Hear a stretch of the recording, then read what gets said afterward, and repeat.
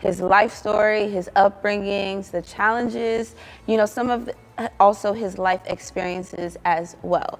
And also we've discussed how he became the man that God helped. Okay. So, PT, I know you've talked, you're not a man who holds on to grudges. Is there any advice, steps, even maybe prayers that you can just say to people on how to forgive, especially when it comes to forgiving people that are close to you, the people that have wronged you? Are there any specific steps, prayers, or anything that you want to address? Life is short. That's it. That's Life is short. I'm telling you, a lot of the things we are fighting over, after a while you realize that it's not worth it. That's what I'm saying. It's not worth it. A lot of things that people are fighting over these days, it's not worth it. Life is short. Before you know it, boom, you are there. I have some friends that I grew up with.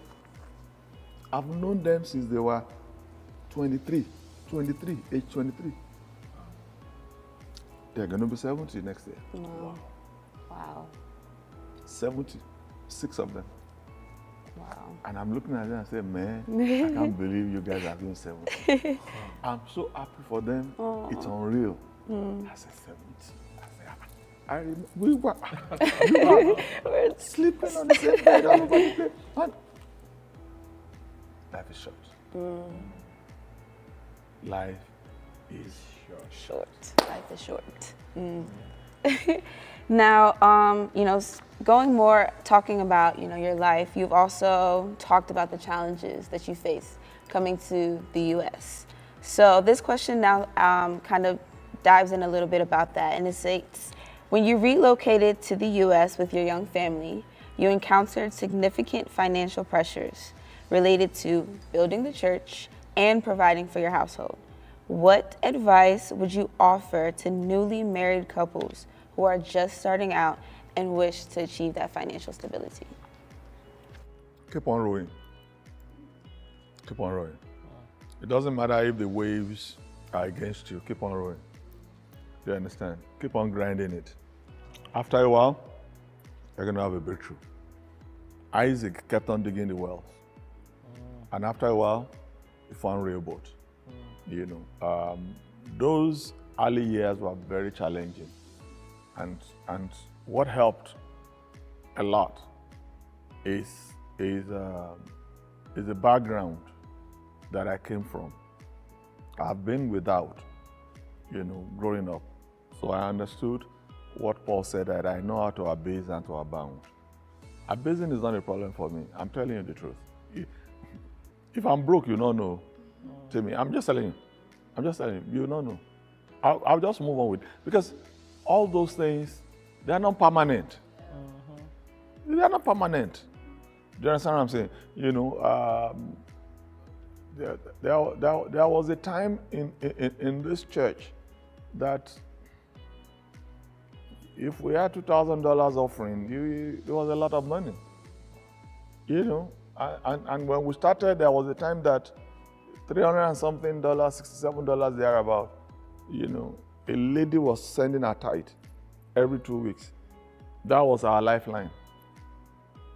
$367. I can never forget that figure. Do you understand what I'm saying?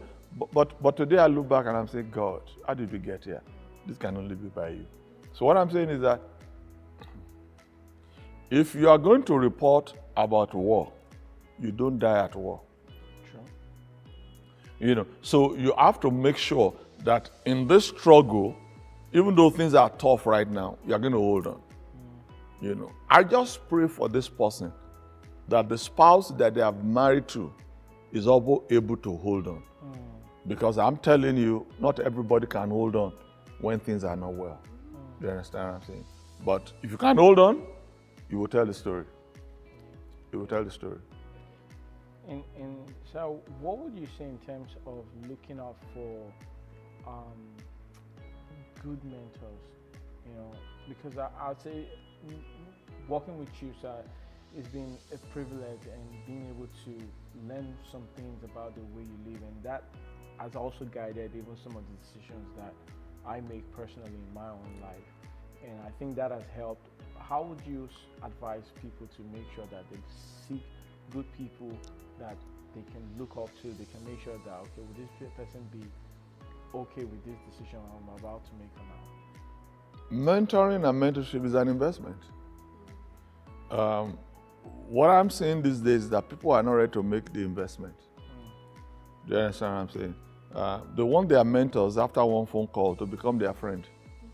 It doesn't happen like that, too. You win them over. You make them see something in you that is worth giving their time over for. Do you understand what I'm saying? You know, and a lot of people don't understand that. You know, I've had people say, "Oh, I want you to mentor me," and and they make one or two phone calls, and then they stop calling you, just because you are not in a position to pick up the calls. So they assume that he doesn't want to talk to me, and that's it, and they move on. It's a loss. Do you understand what I'm saying? It's a loss, and that's just the truth. Do you understand? The other one, I think there was a woman some years ago wanted me to mentor her. It was a difficult one because mentoring a woman might be a difficult one. I'm a man. Yes, but because, okay, it's on pastoring and all that, I said, that's okay. Then one day she was asking me administrative questions and all that. And I felt all these administrative questions, there's a better person that can answer it than me. You know, so I introduced her to Pastor B, you know, as a group pastor. That's what she does. You know, I said, all this guy, no, Pastor B, I know somebody who can. Pastor B, please help me, sir. Man, she cussed me out. Oh, wow. I mean, she cussed me out. That who do I think I am? I should introduce her to her. I checked myself again to find out, did I do anything wrong? Do you understand what I'm saying? You know, these are the things. You know, your mentor is not just going to be your friend. It's going to be somebody that you value what they say. Right. Do you understand? And you have to also value your mentor. Do you understand? What I mean by that is that I have people who are like mentors to me, and they are my friends. You don't want to know the kind of gifts I've given them. You don't want to know the kind of gifts. And I say, really? It's because I value what they bring to the table. Do you understand? Some people, all they want from the mentor is to take. You never give back. Really? It's not because your mentor desires those things or he wants those things or he needs those things. No, it's for you to show appreciation. Right. This life is not a one-way street. Oh. It's a two-way street. It's a two-way street. You know, and people have to understand all this for you to be able to get the best. You know. Somebody who has been a blessing to you, picking up their calls is not going to be a problem for you. Even if you cannot talk at that time, you'll still say, hey, you know what, I can't talk right now, but call me back in 1 hour. I'll talk to you. Do you understand? You know. So if all you do is take, after a while, nobody will take your calls again. I'm just telling you. I'm just telling you. Yeah. Do you understand? You know. Now, in all I've said now, somebody who's not hearing right, all he's hearing is that they want you to be giving them something. Right. That's your problem because you have a problem with hearing. Yeah. You have to hear right. You have to hear right. Definitely. So, sir, looking back at your accomplishments, you frequently acknowledge that none would have been possible without God. Absolutely. What guidance would you give the younger generation who may be reluctant to follow God's process and instead seek self-sufficiency? You've said it now, process. Process. You know, life itself is a process.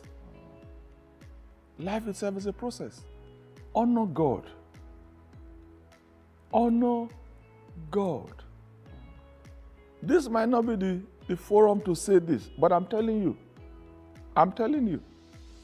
there is nobody on social media that can convince me that should not pay tithe. You have not been born.